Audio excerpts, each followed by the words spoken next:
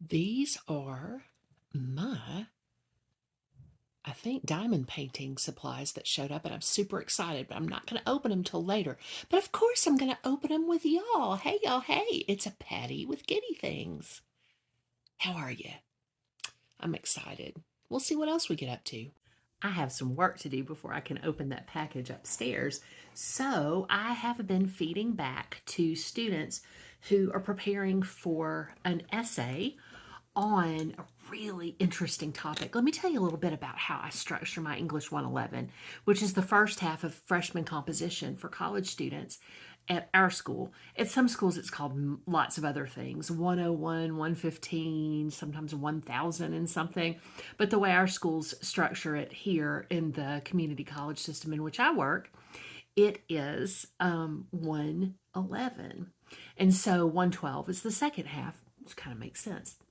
There are other 100 level specific composition courses, but these are the two most students need to take to transfer out into other institutions. We are a heavy transfer institution, and I love working at a community college. I've mentioned that in other videos, but I've worked at four-year colleges, I've worked at graduate institutions. Community colleges are just my favorite because you get a wide variety of people whom you're teaching. Your students come from a variety of lived experiences and backgrounds. So it's so cool to have the privilege of looking through a variety of different kinds of perspectives. And I always tell my students, when I get to look at your work, I get to look through another set of eyes. And when that is a diverse community, it's really nice. So anyhow, what I'm doing today, they are moving on to, believe it or not, the end of a semester is here. Almost, not quite, not till the beginning of May. And then we have finals week a week after that, and then graduation right after finals week. So my students are working on an essay now that has to do with, I've made this video, the hedgehog concept, that I've explained to folks. If you want to go watch that, or if you've already seen it, you'll know what I'm talking about. Gosh, my voice is hoarse. I've been doing a lot of academic advising, and that sort of works on the vocal cords in addition to teaching and all that other stuff. But where was I? Oh, yeah, hedgehog concept. So they're writing about a specific company. They get to choose the company that they're going to write about. And if you hear hammering going on in the background, the disembodied voice is working so hard on the floor in our studio. The color of the walls will be ice blue, and I didn't pick that. The majority vote picked that, which is great. It's going to look fantastic, but he has to take the floor up and do all that work first. More on that later. I might even end up giving you a picture of what's going on in there. So this is the hedgehog concept, which I can say it, which I talk about in another video, and applying the hedgehog concept and its three circles: passion, ability, and income, to a mission statement from a company. And we have a lot of fun with this. Students, again, get to pick whichever company or organization. It can be a nonprofit. Anybody whom you can look up online and has an official legal business and has a mission statement, or a college or an organization like the student. I'm going to have to squint because you know that I can't see it without these pretties. I just made an eye appointment. I'm not going to get off topic. So this student is using, for example, Habitat for Humanity. I had a student that I gave some feedback to a few minutes ago. It might have been longer than that, who was using Goodwill. And then we have my students use things, other really interesting, in Walmart, Patagonia. One of my students wanted to write about Tesla because of some of the controversy that's going on now, and thought that might be something fun to write about. I'm like, go for it. So do it. So I really like to encourage them to take ownership of their own education so that they have fun while they're writing. Because why not have fun? It's actually their responses when they're having a good time. And the same goes for the other classes that I teach as well, is so much better in its academic standards, the work, if they're really interested in what they're doing. So I don't really I control the parameters. Like for the English 111 class, that's what I really wanted to share with you, is the philosophy, y'all. Good gravy. The philosophy of this class, I like to have this class be sort of a find your bliss, find your journey, find out how you're going to make your work relevant to other people and yourself class. And so the first essay they do has to do with the hero's journey. And I'm going to make a separate video on that because I've been teaching with that formula of the hero's journey for years and years and years, for decades. And then the next essay they do has to do with what's called grit and growth mindset. So, learning how much grit you naturally have, GRIT, perseverance, stamina to accomplish goals over the long haul, and then how that can, whatever it ends up being, the result of that ends up being how your grit can contribute to growth mindset, which is the opposite of fixed mindset. A growth mindset is one in which you believe you can continue to grow and learn. A fixed mindset is like, well, this is all I'm ever going to be able to accomplish. And you'd be surprised how many people don't really realize that they have that mindset, but they do. And once they can unlock growth mindset with the hero's journey, so everything's scaffolding in the class with assignments, they get really excited about their assignments and applying it to their own lives, the relevance of those assignments. And then we work on that for a while. Then we do an annotated bibliography in APA format for this class. In 112, I use MLA citation format, but American Psychological Association format for giving credit to sources and for the way the paper should look when it's set up. The students use that in 111, and it's so that they can learn both of them over 111 and 112. And students who are only required to take 111 usually need to know APA other than MLA, which is Modern Language Association citation format. So that works out really well, and they end up learning both those citation formats. And plus, I'll help them with any other kind that they may, come across, like biological stuff for biology labs. So once they've done that, we work on an annotated bibliography, which is primarily a research process. So we move from just purely essay writing into a more research-driven place to get them ready for the next class and the classes that they have to use research in, which is a lot of them, most of them, to be honest. And that's kind of, I don't want to say gatekeeper, but that's what it is for research skills and obviously English of all different kinds, literature and composition. So after that, our annotated bibliography, which I've said like 30,000 times now, I'm sorry, is about their hometown and ways that they can change, whether it's their hometown or some of our towns around here in Virginia, or and you probably have the same thing where you are. Here, they're counties. And so our town, the little village we live in, is an unincorporated town within the confines of a Virginia county. And so some of the time it's their county or it's their community or their village. It's not always a place with a mayor and a town council and all that stuff, but a lot of the time it is. It took me a while when I moved to get used to not saying parish, because I'm from Louisiana and we have parishes, not counties. And so I think we're the only ones left who do that. And that's primarily because of the Roman Catholic background of Louisiana. So they end up working on something where they acknowledge, it's about awareness of what's going on in the moment. And I'll talk more in another video about some of these concepts. And that one comes from Paulo Freire's approach to oppression and poverty, which is one of my areas of study.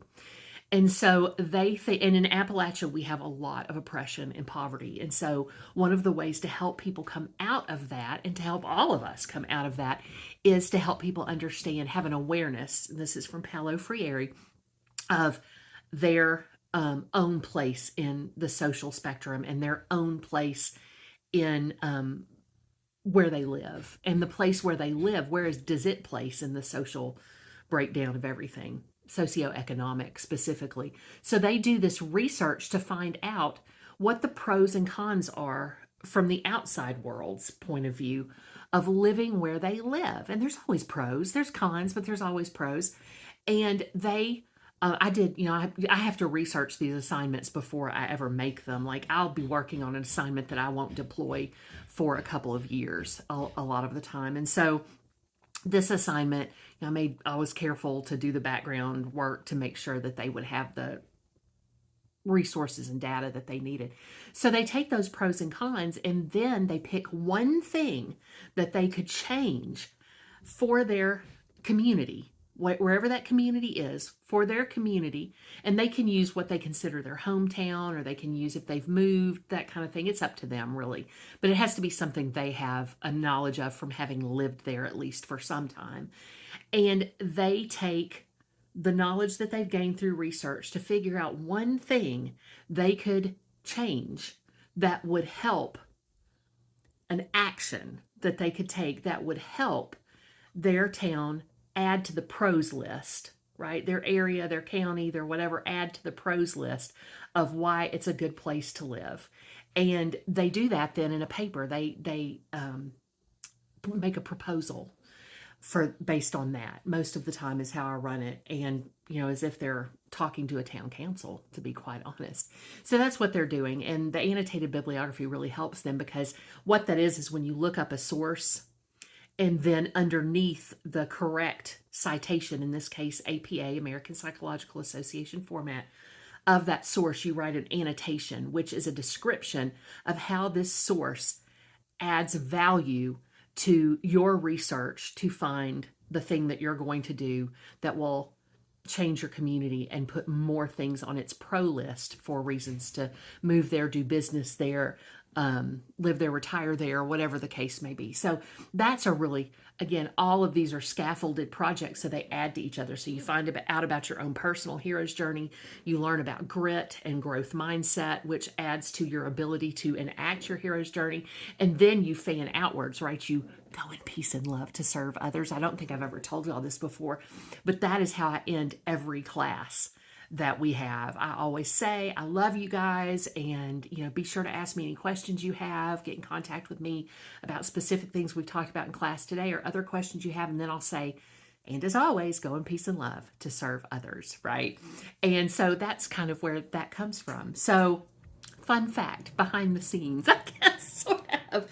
So that by the time they've done the annotated bibliography with the pros and cons of, I say that too quickly, bibliography with the pros and cons, and then they've added to the pros for their town, they're feeling pretty good, because they feel like these are all relevant, applicable things. Like they can take this stuff and actually do work with it. And I've had students do that before. I've had students take the work they do on the hero's journey and open businesses.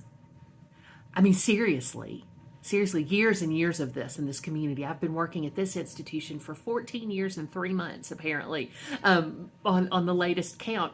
And I've had years and years of students either going into other communities, or if they moved, or building stuff right in our community based on projects they've done in my class, which is such a privilege. It's such a privilege to me to be able to be part of that transformation. And you get to watch all that stuff happen and know that you've played some small part. It's really awesome.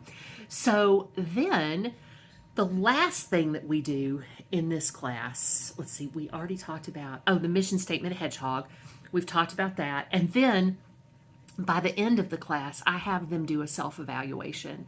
So for the final assignment, they will take a thesis-driven approach, and a thesis is the main argument, idea, persuasive point of an essay. So they will write a little essay about a reflection on their work for the semester, how they feel like the assignments might have helped, how they feel like it could improve, those kinds of things. And so instead of just asking them to give me, they're always going to do student evaluations. Instead of just that piece where they go, okay, this class, this teacher did this, and this, they have an opportunity to actually write me a critical argument about how our class helps, what worked, what might be improved, and they get a voice in the class. And so that's a lot of fun. And we always kind of, when we get done with the semester, a lot of times I'm like, oh my gosh, please take my 112, because I'm going to miss you guys. And they do. Typically I have the same students in 111 and 112. And then sometimes I teach 2 literature courses. So I teach the 111 and the 112, 2 halves of freshman composition, and then writing. And then I also teach British literature, yay, which was my area of expertise when I studied, I don't know about expertise, but it's my area when I studied in school, in graduate school. And I have a English degree, a bachelor's in English, and then I have a master's in English as well. And then I have some other degrees. I went to school for too long, maybe. I don't think so. I enjoyed it, but I love going to school, so that's part of the reason. So, I also teach children's literature, which we're piloting in a new format for the upcoming fall. And I'm so excited. We have a really big, y'all, this is good news. We need good news, right? We have a really big cohort for the size of our school, especially in education. Our baby teachers, people who want to be teachers, we have a lot of them. And they will probably end up needing to take both of my literature classes, the British literature and the children's literature. British literature for other students is the more transferable one, but if you're going to be a teacher, taking both of them and taking one of them as an elective is a good idea. It might transfer, it might just not transfer out as exactly the credit you want it to, but most people who are going to be teachers are going to have to, K-12 teachers are going to have to take children's literature at some point in the future. And if I may have said this in another video, I probably have. I started out as a middle school teacher. I didn't teach middle school for long because I was recruited to teach at college, but I loved it. Oh my gosh. And I'm still in touch with some of my students I taught in middle school in the 90s, y'all, and they're grown and they have kids and stuff. So it's lovely. But that's how my 111 is set up, and I thought I would take the time, and it's been 15 minutes and 41 seconds so far, to tell you how that works so that you could be a little bit more, I don't know, involved. It's the sort of thing I tell friends, and friends share their stuff with me, and we've been sharing this kind of stuff, and I thought you'd be interested to know that about this. And that's a small portion of the beauty that is my teaching career, because I absolutely love being a college professor. It is so much fun, and it changes all the time, and it's very mutable in a good way, right? So I hope you enjoyed learning about that stuff that I do. I hope that that was beneficial in some way, and I'll be back to do our unbagging, as the disembodied voice called it. I think I've got some diamond painting supplies in that one. I've got a Christmas gift for the disembodied voice, so I have to stash that back. I got one, I think, yesterday for the handy helper. So got to keep those a little secret. But I think the rest of it is primarily storage and stuff for my diamond painting hobby. So I'm excited about that. I'll see you in a little bit. Mwah! Hey y'all, well, I've got my unbagging to do here, and I want to show you some stuff. I don't want to go too long with this because I've already got quite a bit of video to put on the front of it. But I wanted to show you what I got. It's not a lot of stuff that's like, ooh, it is to me, but I know it might not be as fun to look at as stuff like makeup. Maybe it is. I don't know. You decide. You get to decide what you want to look at. So this is, I don't want to unroll it until I get it downstairs, but this is a mat for the table I'm going to use as a desk in the studio. I'll have to give you pictures in a future video because my, the disembodied voice is doing such hard work. He ended up having to take up the floor in the studio. So we'll make a video about studio progress and stuff like that. But for right now, this is going to end up being down there, and you can see maybe the little pretty flower motif. This is a table mat, and we'll look at it more closely when we get in the studio. That'll be fun. And then I also got some storage containers. These are hinged storage top. This is all from the Moo Moo. That will be for my diamond painting hobby supplies. And for that, I also got, I think these two are exactly the same. They are. And I thought maybe the disembodied voice or the handy helper might need one of these too for their different projects. But this is also hinged with hinged tabs. And it has places for me to put the drills, which, if you remember, are the little gems from the diamond painting, so that you can keep them organized and even label them if you want to. And this one opens, oh, that's nice. This one opens like that. And they seem to be super good quality. I mean, they look the same as the stuff I saw anywhere else. And we know that a lot of the stuff that we get online is coming from places like the Moo Moo. In the first place, right? So there it is. I said it out loud. So this is a Woojie handheld fan. Woojie, I like it. I don't mean that disrespectfully to anybody's ethnicity, but this is, I'm never trying to be disrespectful. This is a little handheld. It's supposed to be really cold. Handheld air conditioning type thing. A little hand thing that goes on it, or a little thing you can hold with your wrist. And it looks like a little tiny Dyson hairdryer. It's so cute. Right, so it feels like it's pretty well made too. So you have to be really careful. I now check user reviews and make sure I'm looking at ones that are probably accurate, and just, seeing what people have to say about quality. When you get into some of the stuff, not so much like this, but the storage stuff, people who are using these things sort of professionally start reviewing them, and that's helpful. User reviews, when you can tell that they're really authentic, are super helpful. So I got that, and I'm trying to do this without my glasses so I don't glare it on my glasses at y'all. But let's look at what the next thing is, shall we? If this gets too long, we'll just cut it in 2 pieces and do it that way. But I think it's going to be fine. Oh, this is my little stylus. So this is a stylus for diamond painting. And before I learned from Just Jessie, now the little thing it's in, I'm not going to keep it in this anyway. And I don't know that there would, but it's broken. It's good and broken. I'll have to share with y'all a water bottle I got too, but not in this one because we've got enough to do. Isn't it exciting to have so much to do? It's so much fun. But this is what you dip your little wax in, and I think I've got some wax in here too. And the cool thing about this is you can put the wax inside of it, and then you just twist it to get it down, instead of like the one that came with my kit.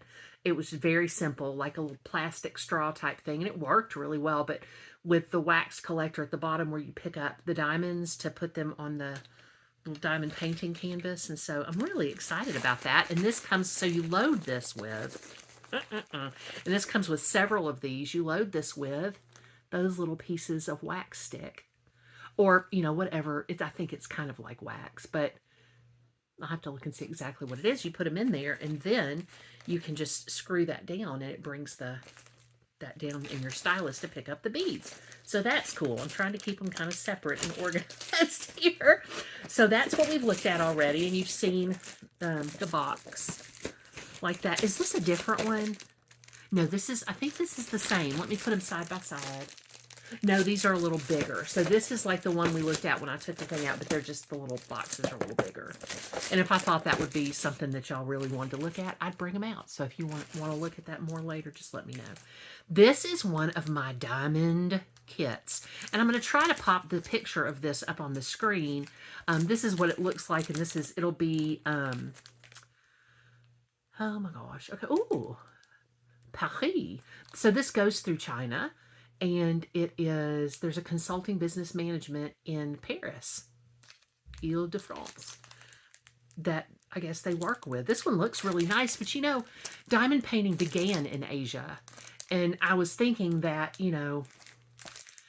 that's the area of expertise and origin for that. So, I love it. I think it's wonderful. I want to visit Asia at some point. And maybe when I'm there, I'd find some really cool things I couldn't find here as far as diamond painting, but I don't know. I'm just fascinated with the world.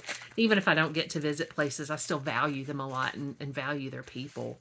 Yeah, just like I value anybody, which is a lot. I love people. I'm not really a people person as far as being social, but I'm a person, if that makes sense. I don't like big social gatherings or things like that, but I love helping people. Yeah, I love helping people, and I love talking to people, chit-chatting with people. Usually just a few at a time is my preference. I think that our social worlds sometimes get way too big, and mine is pretty close-knit, and I'm very grateful and blessed. And of course, I have y'all, and I have my students, and I'm so grateful for you. I can't even begin to tell you. So these are little labels. That was a weird segue. I love you so much. Here's some labels. So these are labels that I can put on the outside of my little organizers, right? And so I got some of those while I was at it, because I thought, I'll probably pay more than I would for the organizer if I went to a regular office supply store. And then I got, oh, these are cute. I got this for the drills too, because if I'm working on a discrete project, this has 1, 2, 3, 4, 5, 6, 7, 8 individual compartments, and I can work on specific drills. So I can put one kind of gem, little rhinestone gem in there and more in there, and work on them as I go along. I've also thought about using just a regular grease pencil to mark them temporarily and then wiping them off, which I thought that might work really well to let me know, okay, this is drill A, this is drill 6, this is 008 or whatever, and let that work that way. So here's another stylus. This one has a light and a magnifying glass, and I'll just hold that up like that. Isn't that pretty? It's kind of a rose gold, and it has a light on it and a magnifying glass so that if it's dark or whatever, you can do that. And I am not going all the way through these because I know not everybody's going to be equally interested. If you'd like to see a closer up view of this, just let me know. I'll make a separate video. Let me make sure we're still filming. Yes, we are. Fantastic. So here's another way to use, and these trays have an actual, oh, you can see them like that, I think. They have a thing that lets the drills come down. So I would put little gemstones, rhinestone type things in here, and then they come down in these little trays separately, and they have lines in them to keep the little drills separate, which is nice. So that's another kind of tray for that. And we've looked at that. And here's another one of the little 8 compartment ones, because it really, I have learned in the little tiny bit of diamond painting I've done, which is just a little tiny bit, I have learned that keeping the drills separate is going to be the most important thing long run-ish. So let's see what else I got. This, oh my gosh, y'all. This is, I'll just go ahead and show you this, and then at some point when he finishes the build, you can't really see what it is, but you can see the shape of it. This is, I think, a pickup for a guitar. The Disembodied Voice builds guitars, among many, many other things. And so he needed these, and I accidentally ordered 2 of them, but they were so affordable that it worked out fine. And when when he's finished with a project on a guitar, I will get him to show you at some point in the future. I'll show you some of the things he's already made, but then I'll get him to show you when he's finished with the thing he's going to make with that pickup for an electric guitar. These are little containers of the wax that you put the pin in to pick up the drill for the diamond painting. And I got several of these because, and I saw at Just Jessie here using them. And, you know, she's my muse. She's my teacher for this stuff. And so I saw her using those and thought, man, I bet that's going to be a good thing to have. So I got those. I have some in pink as well. Here's another drill holder. I'm glad I have these, though, because it'll be so much easier to organize. This is a different kind of, and I have a place set up that I'm going to keep all this. Be nice and organized. It won't be a craft room, but it'll be like a little craft space for my hobby, because this is my hobby. Because y'all are my friends. Y'all aren't my hobby. Right? That wouldn't be nice. So that works like that and has different sizes. Well, I think they're all the same size. They just fit differently in there to make the most of the space. There's 1, 2, 3, 4, 5, 6 of those, and that latches like that. I'm really impressed. I gotta tell you, I thought some of this. Oh, here's another one of the little. This has got a different. See, these are this long. It goes over half, so it gives you an opportunity to store all different kinds of things. And plus, the Disembodied Voice and the Handy Helper do electronics and things. And so I thought, here's the other one of those guitar pickups. I thought that might be helpful for them to have 1 or more of those. So I got enough to share. There's another one specifically for drills. This one's kind of shaped like a little flower. And oh my goodness. See if it says on the outside how many there are in here. It doesn't, but you know what I'm going to do? I'm going to go look for some of these companies and places to learn about them in China online so that I can pop some stuff up on the screen for us. I love research. That's going to be so much fun.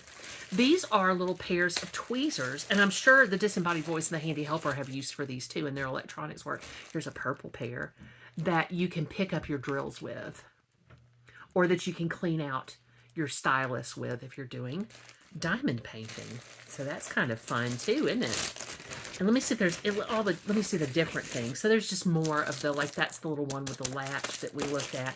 And again, they were such a good price. And here's another drill holder. I thought if I get them now, I'm going to pay less than I would if I got other kinds, you know, from different sources. Here's a pink and a purple in our little wax. And I can just get them all at one time, right? So I think that's it. I'm pretty sure, no, this isn't it. I've got a Christmas gift coming for a couple of people. Oh, I got some earrings too. A Christmas gift coming for a couple of people, but that was not in this shipment, so I don't have to worry about hiding anything. This is a roller. I think there's a handle in here too somewhere, but there's a roller here for rolling down your diamond painting once you've gotten done with it. And I think that should be all I need for quite some time. I don't really want to spend a lot of money. I don't think I'm good enough at it yet to but I wouldn't want to really spend a lot of money anyway. It's, you know, I have enough things in my life that I get. I need something to be inexpensive. And this, I think, is going to be that thing. But these are some little faux diamond earrings that I got. that I looked and made sure they were the right metal for me, because my ears can be really sensitive. But let me do this, and I'll do the influencer thing, even though I don't ever think of myself that way, and show you those. I like diamond stud, like these, like diamond studs that just look nice, and they're not. Everybody knows they're not real. It doesn't matter. They're real. We can touch them. They're tangible and everything. I miss my ring light holder, but no offense to the little job that I've done with a shadow box and a cubicle behind it, and a matchbox. I'll just show you these because these will hold your, and this isn't my only diamond art thing, but I wanted to get, again, everything in one fell swoop in one shipment. These shipments have been split, but I wanted to get that so that we could just be done with that part, and I'll work according to capacity for the storage on kits. And I've got this one kit that came in with this. I'm so glad that I did, because I'm slap out of kits. It's this one, and you can probably see the pretty colors, but I will put a picture of what it will look like finished on the screen. I will pop that up, but this is a diamond art kit, and I think it's got the drills and stuff inside here. I might pause and look in there just so I can show you. But these are clips to hold. Ooh, they're nice too, to hold the diamond art projects onto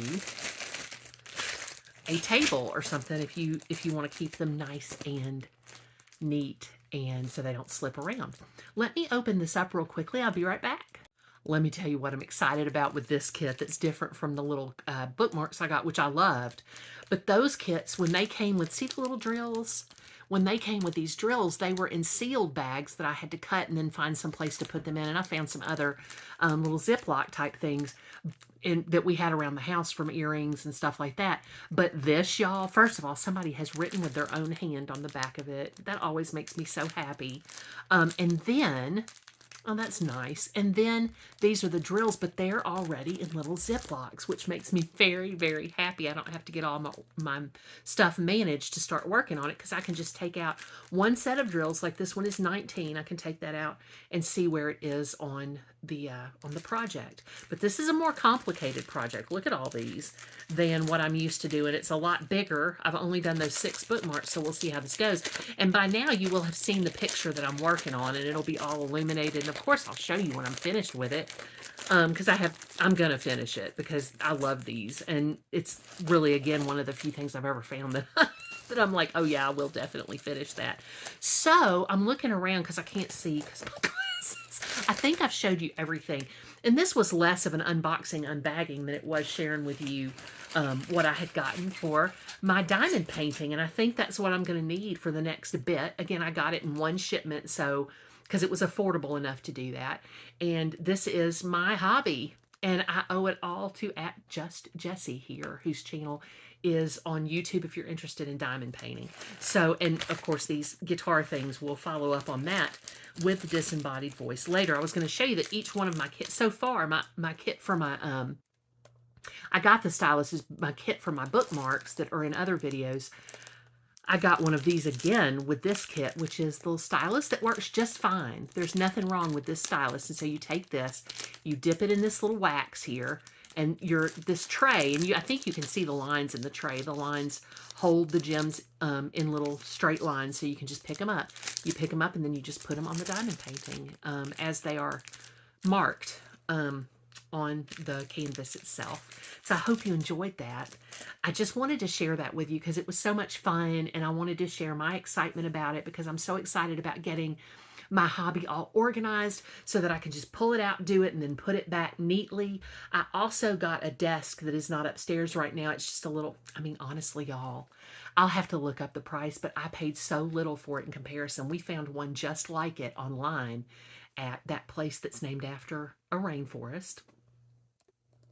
Oh, I've left my glasses on now. That was $114, and it looked like exactly the same little lap desk. This little lap desk that I'm going to use to work on my diamond art and maybe other stuff too has a light, a little fan, a drawer. It's all adjustable. I can tilt it in different ways.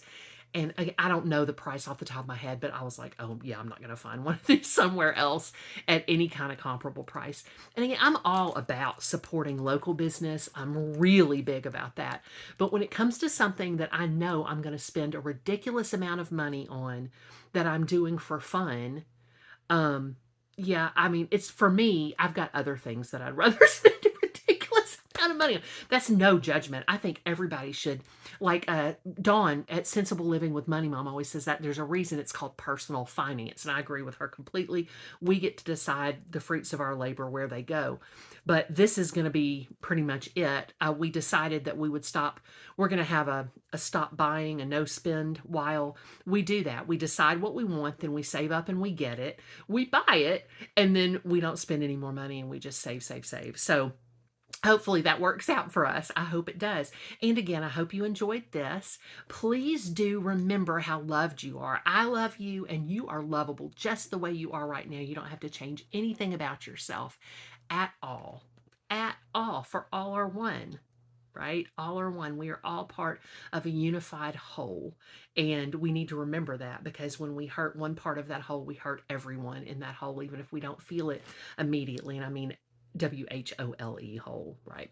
So, anyway, enough pontificating from me, but please do go in peace and love to serve others. Pray for our country, if you will. Send positive thoughts, positive energy, whatever it is you like to do. Meditate on it some. And also, please do pray for Ukraine.